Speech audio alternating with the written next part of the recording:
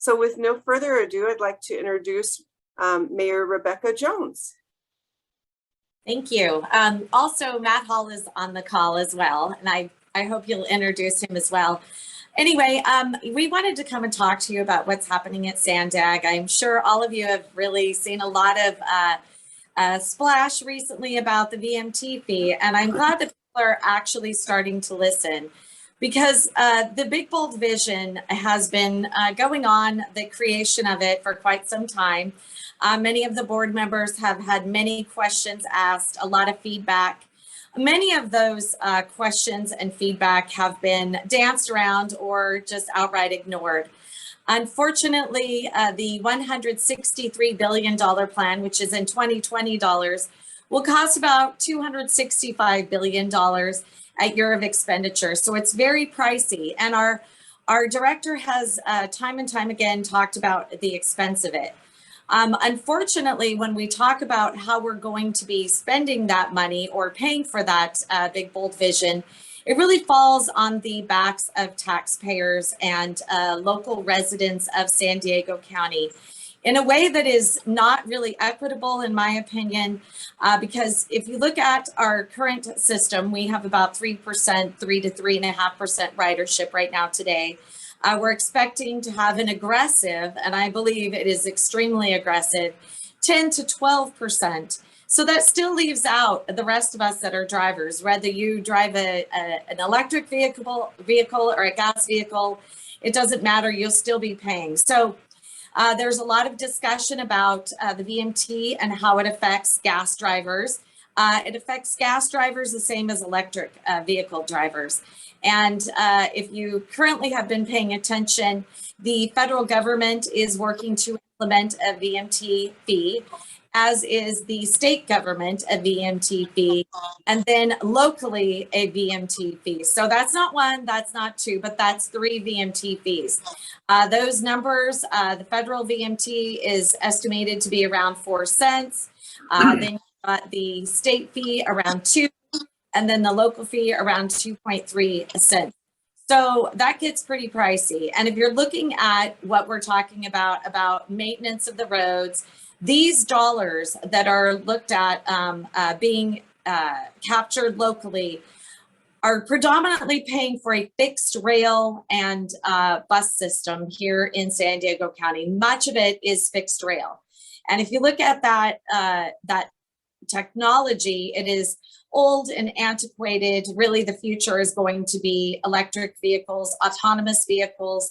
And I believe that disruption that will happen pretty soon, I'm guessing, before the end of 10 years. And this is a plan, by the way, this $163 billion in 2020 dollars is a plan through 2050.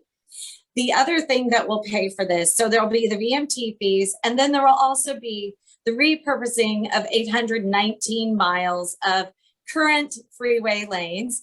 And by 2050, it will be all lanes that San Diego County residents will be paying on. This is very difficult to explain to people. And this is why it takes a long time for us to really get the information out there. The other part of this that will be very important to take note of is look at Transnet. We have a 0.5 cent sales tax that through 2048, you'll still be paying on a 0.5 cent right now today. And that actually has 20 road projects that were promised to San Diego County residents that are no longer, that are now dead projects eliminated by our new director. And moving forward, there will be 2 additional 0.5 cent sales taxes. So again, you're paying a 0.5 cent now, you'll be paying 2 more 0.5 cents. So that's 1 full cent on top of it to pay for this brand new transportation system that has old technology. So it's really important to get the information out there.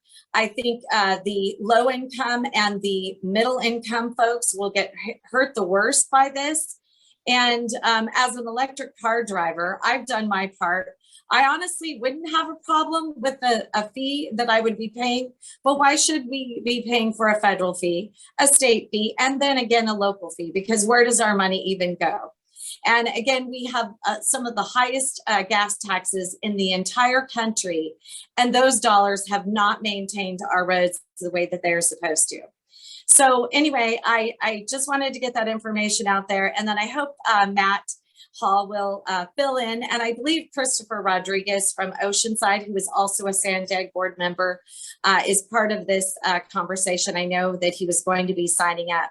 So if there's anything that I've missed, hopefully Matt or Christopher would be able to fill in the spaces if I missed anything.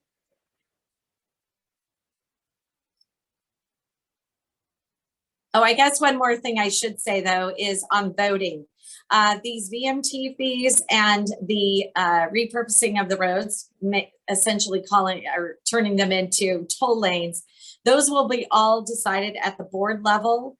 And then the only thing that will have to go to a vote of the citizens of San Diego County would be the sales tax measures. And there is a current discussion right now of whether that should be a vote at the SANDAG board level to put it on the actual ballot, or whether unions and climate action groups will be putting it on the ballot, which would only require a 50+1% vote for the majority of San Diego County, versus if SANDAG puts it on, which would be a 2/3 vote requirement. Very good. Would you like me to go next? Yes, thank you, Matt. Appreciate it. And Matt is the mayor of Carlsbad, who's joining us this morning. So I'm not going to repeat any of what Rebecca said. I'll dive just a little deeper into some of the things that I think are important.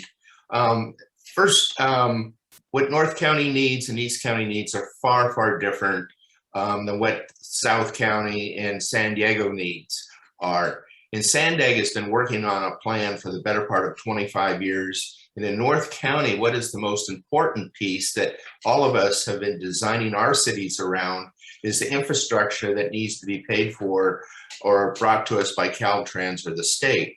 And that, i.e., that is the I-5 widening.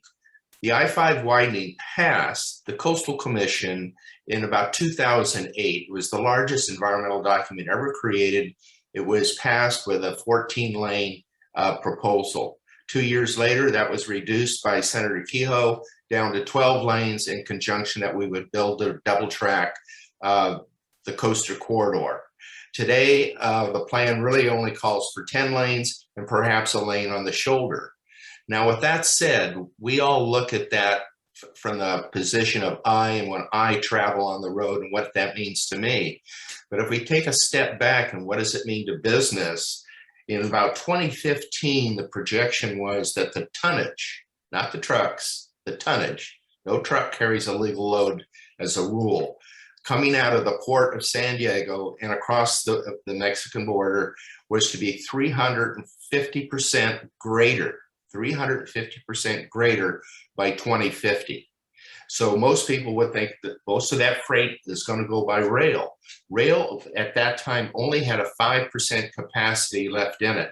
And it wasn't because of double tracking. It was about where the trains are being loaded and unloaded in San Diego, which means most of that tonnage is going to have to go out onto our highways, be it 5, 15, or out Highway 8. So that is another reason that the infrastructure, the road infrastructure, is highly needed. Dropping a little bit deeper into the city of Carlsbad, part of the 5 big moves is mobility hubs. Every city is going to have one or more mobility hubs where they focus their density and they focus how transit comes together and try and works in conjunction.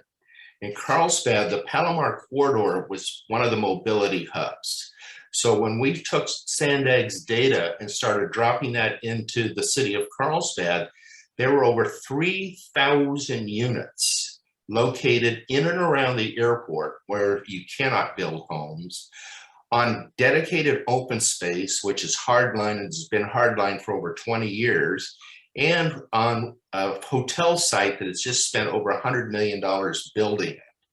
So part of this frustration we're having is when you really take the plan, or I call the theory, and try and bring it into reality and how we as citizens or we as cities and elected officials are going to have to get this implemented, there are just a lot of questions yet to be answered. And the answer today is, we'll deal with that tomorrow. Well, when you have to start meeting certain criteria, such as vehicles miles traveled in future development, someone's going to have to pay a cost for that when you actually get into the development mode, be it a city or a developer. So I'll stop right there and let Chris go on for a while, and then we'll be happy to answer any questions.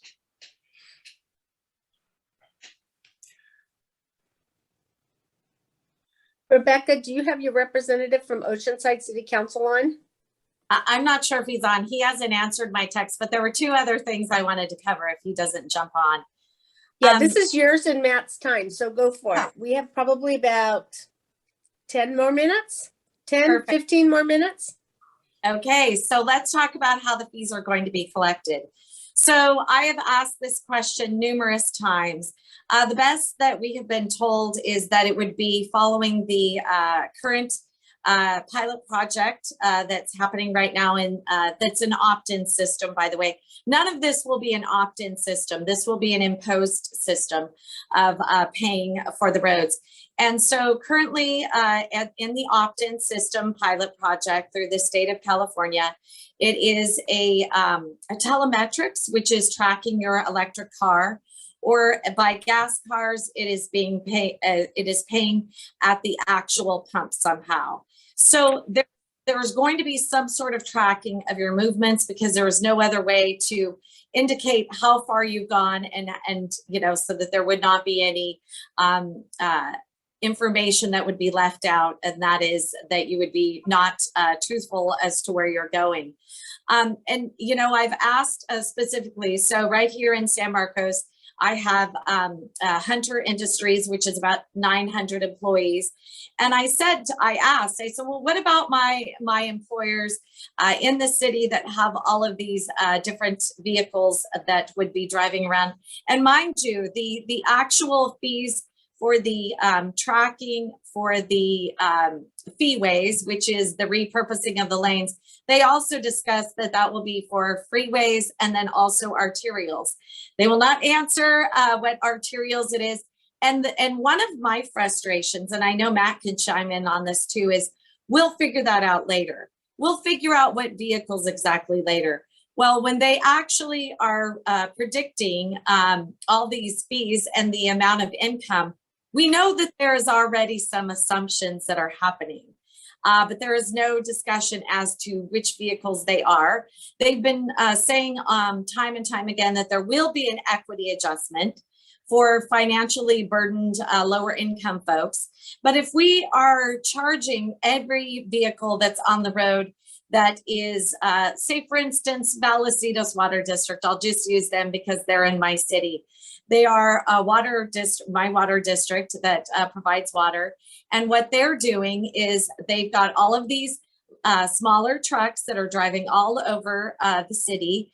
How are those dollars going to be, or how those fees going to be absorbed by the water agency? They will not be absorbed. They'll be passed on to the consumers. And I'm sure the Vallecito's Water District won't say, well, you make this much money, and so therefore we will charge you. And if you are lower income, we're not going to charge you. They are going to have to pass the fees on. So no matter what deliveries, no matter what, goods and services will cost more for everyone. And that's why I continue saying that our low income folks will be hit very hard by this action of charging you to drive on the roads for a VMT fee, because again, it's federal, state, and local that we're talking about. And it will cost more because their cars still on the freeways in many instances. And these freeways will be becoming feeways because they're repurposed to toll roads.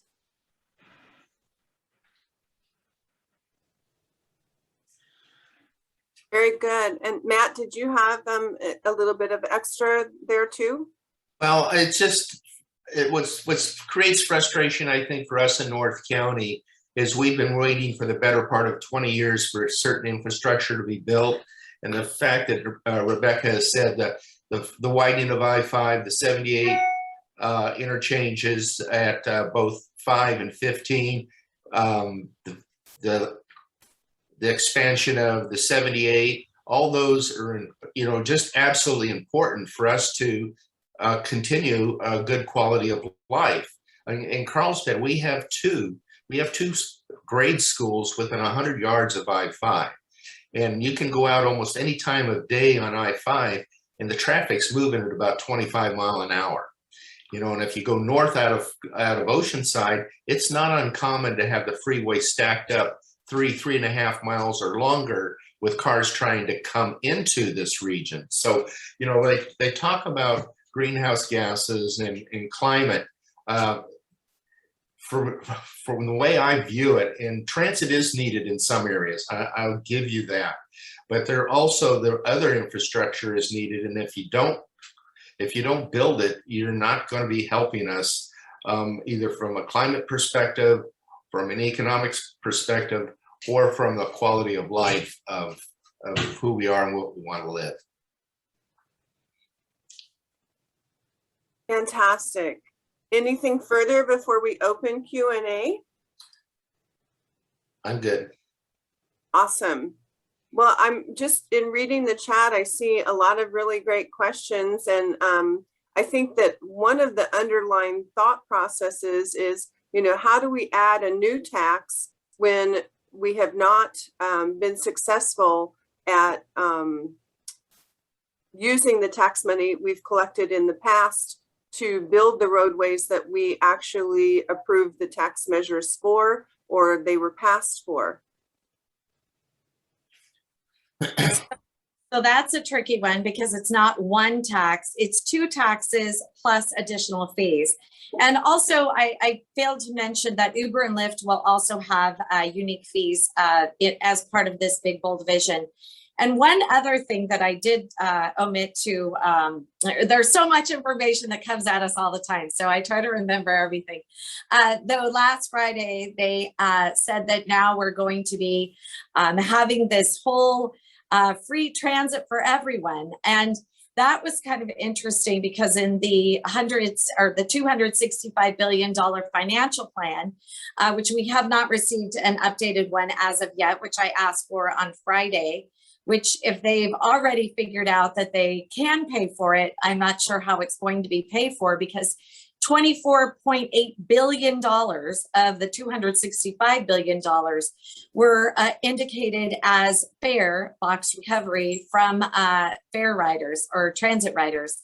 So I'm not sure how that's going to end up happening because constantly there are all these changes and it's a moving target and it's really difficult to make informed decisions. And many of the board members, I do not believe, are making informed decisions and looking at all of the information as to how this will hurt our residents in San Diego County and our businesses in San Diego County. And I would just like to add one of the things I think right now is very important for all Sandag members and Sandag is credibility. And the fact that over the last 20, 25 years, we've been charging a tax with the understanding, a specific understanding certain things will be done. And then to get to this point and just say, we're going a different direction, that really goes to the credibility, especially when those facilities are needed. And I take the I-5, I've been working on the I-5 widening since December of 1994. And it is a very key part of our infrastructure. All the cities along the coast have designed their cities for a certain build out of the I-5. I know the city of Carlsbad has, and then also the 78, the 78-5 interchange, and just to come to a point and say, we're not going to do that, to me, that is just not right. The other thing that I thought was very interesting, after spending almost 4 years creating this plan to get to the final moment of time, and then they had no intention of going out for a ballot measure.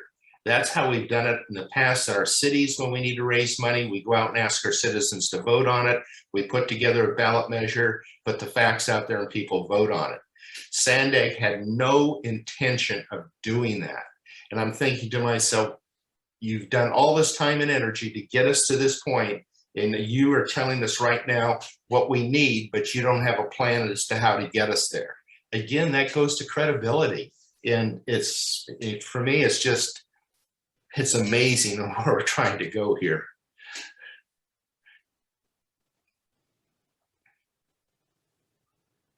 I'm just wondering, have a question here. It says, is there an estimate of the average annual financial impact on an individual or a car? Well, that really depends on how much you drive. There have been a lot of numbers out there that I've seen. It really is going to depend on how much you drive. And again, you know, I think the folks that if you're paying at the pump, you're going to be going back to the pump more often. Maybe your car is less efficient. It's hard to say. I mean, but it will be expensive. I mean, you know, again, you know, they have given us an estimate of about 2 to 2.3 cents per mile. However, as now we're talking about the free transit for everyone, I believe that those are going to be fees that are going to be absorbed by the car drivers as well. So I think that is really a very flexible number. I think it could end up being much higher than that. But at minimum, every single San Diegan will be paying for, if this Big Bold Vision is approved, at 1 cent more on sales tax. And we've already failed them at half a cent that we'll be paying through 2048. And then also the VMT fees for the federal, the state, and then the local at a minimum 2.3 cents per mile. I think it could be much higher than that at the end. And then Uber and Lyft will also be paying fees on those as well, whether you're a single driver, I'm sorry, a single passenger or a double passenger. Wow. Do you know if visitors and cross-border vehicles will be subject to the VMT? Oh, well, they haven't answered that question. That's one of the things that they're going to figure out later. But I suspect this Big Bold Vision will be paid most by San Diego County residents, because that's all the indications that we've had. And with 265 billion being spent, which seems to be somewhat unaccountable, has there been any studies to show perhaps other ways this money could be spent that might be more worthy on programs?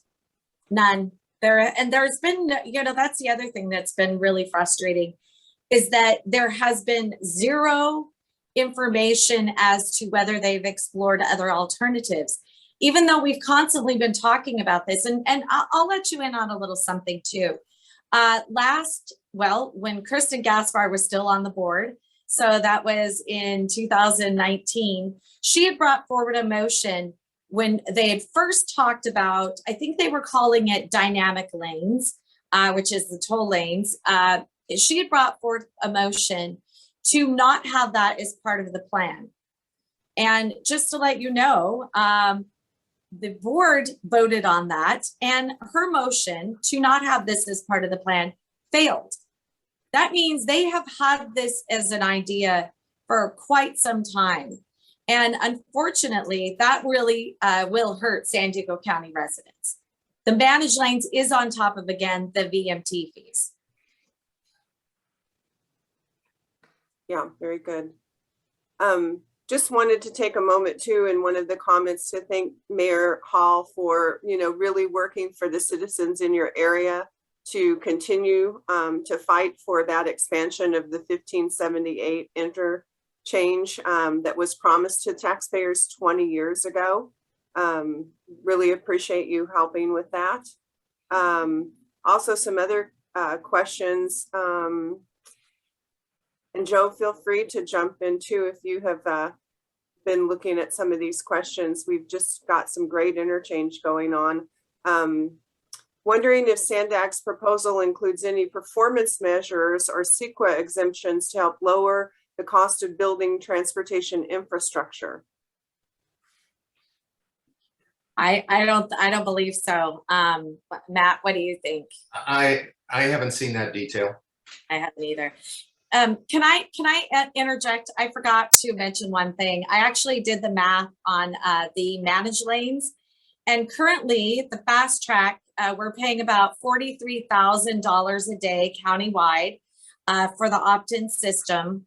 In years 26 through 35, with this bold new vision, it's $1.6 million per day versus $43,000 a day. And by years 36 to 50, it will be $2.926 million per day versus right now today, 43,000. So just to give you an idea how expensive this is and what they're talking about, it's a lot of money. And that is the managed lane fees, the toll lanes, the 119 miles that they will be repurposing. I wanted to bring that up because those numbers are very significant. And another way of looking at this, you know, when you talk about numbers this big, we could replace every registered automobile in the county of San Diego with a Tesla and put solar on your roof for far less than what's being proposed here today. Wow. I had another comment or question about that military can't rely on public transportation, and it will hurt, you know, the junior enlisted members of our military personnel. Thought that was a good point. Well, I think it's going to hurt a lot of people that maybe are not really thinking about whether they'll be hurt. I actually made this list, and it was kind of interesting because I just sat down and thought, what are the actual vehicles that maybe people aren't really thinking about? Law enforcement, fire safety support vehicles, city municipal service vehicles, utility vehicles for gas and electric companies, work trucks for telephone companies, work trucks for water companies, work trucks for cable service providers, Amazon and other home deliveries, mobile healthcare staff, mobile mental health services, mobile appliance repair services, electricians, gardeners, carpet cleaners, painters, contractors, flooring installers, real estate agents, mobile notaries, Meals on Wheels, and food deliveries. These are a lot of vehicles that are not, you know, big vehicles, but, you know, smaller passenger type vehicles that likely will be affected. And, you know, as I mentioned, I have asked many times, what about the other fleets? What about fleets? Well, we don't really have that information. I find it very hard to believe that we would say that we don't have the information of things as important as that. And we put together a $265 billion plan, a year of expenditure, and we haven't thought that through. I think the answer is that they don't want to answer that question, more likely. And again, back to, you know, what Deborah had sent out previously, there is a long history of reallocation of funds that has happened over the years at Sandag. They do not have a good track record of actually spending money the way that they have actually projected to spend that money. And this is taxpayer money. And Mayor Jones, is there any legalities that are associated with Sandag diverting this money at all? Not that I have seen, because if it goes through a board vote, then they can reallocate it. Now, one thing I would like to mention on Fast Track, I'm sorry, not on Fast Track, on Transnet, my apologies. On Transnet, they need a 2/3 majority of the board to vote on that to reallocate the funds. And that has gone through a lot of our city attorneys, that they've come to that agreement, that 2/3 majority, because that's how the ballot measure was actually voted on. And that was the structure at that time. I think it'll be very interesting moving forward, because we do have a vote to reallocate funds, and whether they get the 2/3 majority remains to be seen.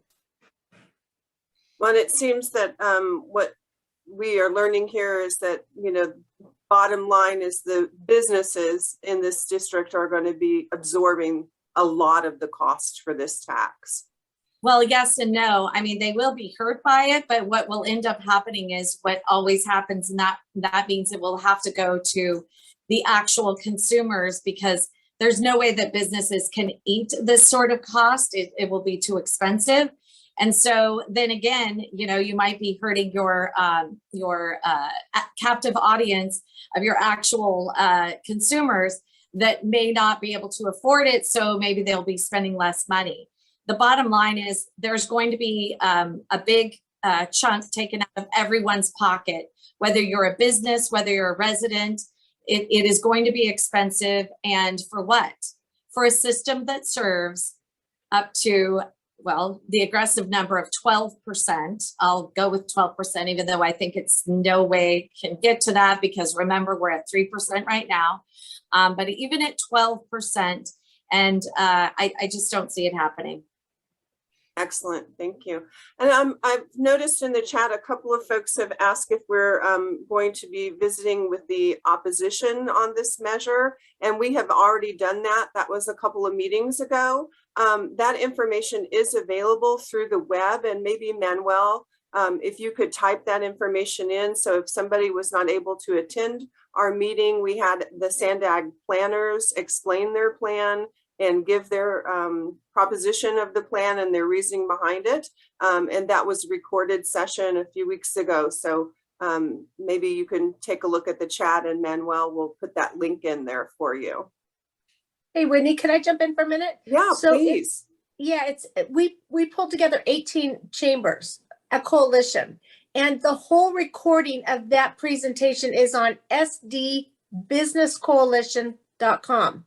So we even went further. We didn't just put the link to the entire presentation. We literally wrote out every question that was asked at that presentation, and we link you directly to their response so that you don't have to listen to the whole thing. We did our due diligence, and it was critical as we're also recording this one. And I do want to make one other comment, and Rebecca and Matt, I hope you'll address this. Sandag keeps saying it might be 2 cents per mile. What they're forgetting is we have a national VMT coming down the pike that we're all going to pay. We have a state VMT coming down the pike that we're all going to pay. Why a San Diego VMT as well? Because when you add all that up, that's going to be 8 to 10 cents per mile per driver. And I don't think a lot of people are aware of that. That's correct. And I talk about that time and time again. It isn't just the one fee, it is 3 fees. And you're right, it will be somewhere between 8 and 10 cents per mile on top of the managed lanes, on top of the 2 additional sales tax measures as well. It's a lot of money. And again, you know, the lower income folks are not going to be able to dodge the sales tax measures. They will not dodge the actual pass on of the goods and services that they'll be having to still pay for. Your air conditioning folks are not going to say, oh, you've got a low income adjustment, I'm not going to charge you and I'm going to eat that. That's not how it works. We know what's going to happen. And that is something that is a big, ugly secret that many of the board members will not address or discuss. And the other thing I would just want us to think about when we talk about transit and rail and high speed, that are all part of this plan. Just look what is happening up in Northern California with the bullet train and how many billions and billions they're over budget. And so, you know, high speed and transit work in certain areas, and in other areas, we're at a point in our development that transit isn't the need of today. We might be there in 20 or 30 years, but today, how we were building out in North County, especially not wanting tall buildings or high density, it's going to be quite some time before transit really is practical. You know, and even on the coast where we have the coaster, we are actually moving less people on the coaster today than we were in 1996. And look how much money we've spent on that. So to me, we're not addressing today's needs that should have been already fulfilled. And we're going to try and skip another 20 or 30 years before any of this stuff could be built. You're basically taking North County from a business perspective and freezing it in time. And at the same time, you're going to really escalate the cost on business, and business will pick up the lion's share of this.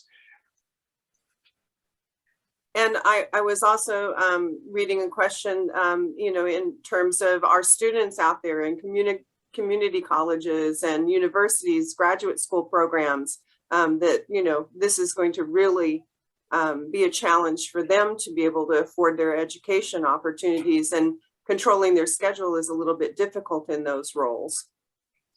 Well, that's true. And San Marcos has about almost 40,000 students coming in every single day. And if you have the misfortune of not living close to the rail line, how are you going to get your car in? It's going to be, in my opinion, very cost prohibitive for most people to drive. And so therefore, it's controlling them. It's going to control their lives in many aspects. And I really, I know I keep saying it, but I really think the lower income and the middle income are going to get hit the worst financially. It won't really affect the wealthy, but it'll affect all the rest of us. Yes. And Deborah, since we're getting close to the end time, do you want to help us with closing? Sure. I do want to, and I hate to put you on the spot, Glenn. Glenn Hopkins is one of our board members, and Glenn has just dissected this thing in such a way and brought up points that I didn't even think of. So can I just give him a minute or two to kind of throw that out, what he's come up with? It's logical. So Glenn, do you mind? Yeah, you did put me on the spot a bit, but I've been pretty active on the chat. But first of all, I want to just thank everybody for engaging in this.